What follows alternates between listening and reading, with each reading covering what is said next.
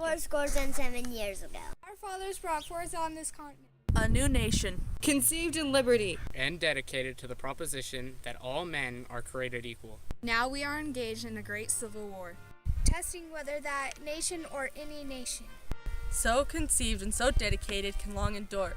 We are met on a great battlefield without war. We've come to dedicate a portion of that field as a final resting place for those who here gave their lives that that nation might live. It is altogether fitting and proper that we should do this, but in a larger sense.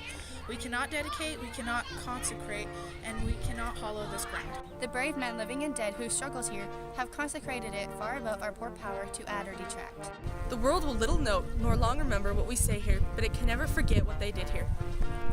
It is for us, the living, rather to be dedicated here to the unfinished work which they who fought here have thus far so nobly advanced.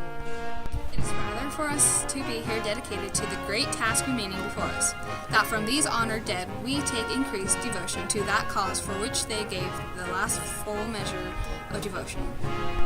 That we here highly resolve that these dead shall not have died in vain, that this nation, under God, shall have a new birth of freedom. And that government of the people, by the people, for the people, shall not perish from the earth.